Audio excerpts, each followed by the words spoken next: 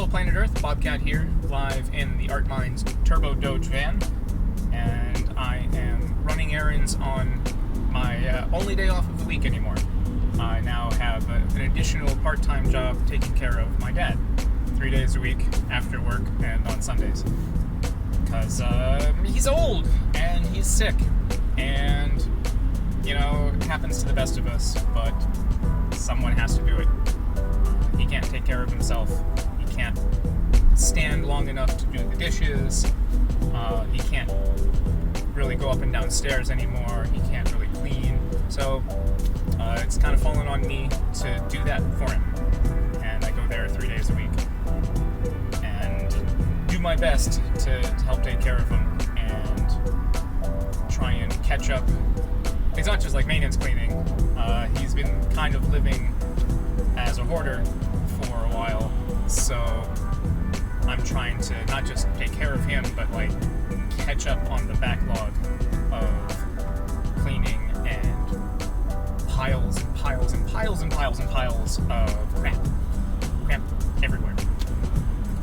And I'm trying to make his house a safe and comfortable place to be for as long as he can remain there. Whether that's months or years, who knows? So that takes up a lot of my time, where I wish I could be doing artwork instead, but that's just not happening. Except Saturdays. Saturdays are my time for me. So I'm running errands, delivering snacks to family and my sister and all of that. Delivering some of our fresh persimmons that we have way too many of. You should grow persimmons if you live in the same kind of climate that I do. Persimmons are delicious and easy to do. Where was I? So Saturdays, yeah. So running errands, and it's too cold to motorcycle, so I'm in the van. I'm a big baby, so I don't ride when it's below 50 degrees. Merge like you mean it. Thank you. Yeah, I don't ride when it's below 50 degrees, because it sucks.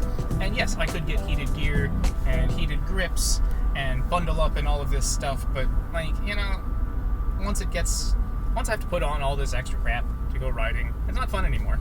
And I'm not going to ride if it's not fun. Just like in the rain. Like, I could ride in the rain, but that's not fun. And that's slightly dangerous. The rest of the stuff I'm doing art-wise today, my Hotel Bourdain, the Hotel California Anthony Bourdain comic project is actually coming along really well. It's going way better than I expected it to. Comics is still really hard, but I'm taking a nice measured approach, and I'm getting advice from getting advice from people that I care about, that have done comics a lot, and help kind of keep me on a much more structured path than I'm just going to do a big old comic book project all at once. And I tried that before and it was awful. I did a horrible job. So, much more measured approach. It is working really, really well. And also have a couple of paintings in the works. I've had this idea for kind of tarot card-esque paintings, religious icons, that sort of thing. So I've got the Chinese water deer, which is Saint Anxiety. My anxiety, go figure. I did not know when I started that they don't have horns, so this one has horns. Another just sort of series of paintings, just based on an idea of giant skeletons as integrated into the landscape. So this first one is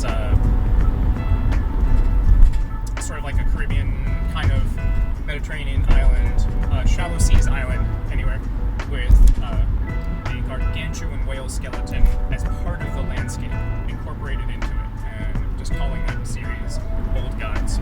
And still doing photography. Part of my running around today, I visited a little cemetery in Laurel, Maryland. I used to live right nearby, and brought my fancy camera. And this cemetery is really interesting for me. It's got not terribly old stones. It looks like some the stones that are still standing. Some of them go to the 20s, the 30s. I think it's probably older than that. I haven't honestly done any research on it, but a lot of these stones are homemade. You know, you can tell that people just poured some cement and then took a stick and wrote the name on it, or picked up some letters from the hardware store and pressed it into there. These are not the, like, I hate to say it, but the mass-produced marble stones that you see in a lot of newer cemeteries. These are older, made with real love and care stones, wooden crosses, you know, and a lot of the ground in this cemetery has sunk in. So walking around, there are divots in the ground where the graves are, and you can really tell where, you know, these older... Yes, Merch, go. You're welcome. But yeah, so you have these older graves that have sunken in, and the leaves collect in it, and it's just really interesting, really fascinating to me. Very different from a lot of these richer, for lack of a better word, really heavily manicured cemeteries. And there's other parts in the cemetery where there's no stones, maybe not anymore, but they have these round cylinders of concrete that have just been scattered. Looks pretty purposeful to mark where people probably are. So I've always liked that place. It reminds me a lot of the Pauper Cemetery in Guayaquil, Ecuador, that I went to, where it wasn't wealthy, but people still had a lot of love for it. So anyway, that's the latest and greatest with me. I hope you are all safe, warm, and well-fed wherever you are. We need to stick together in these very interesting times in America.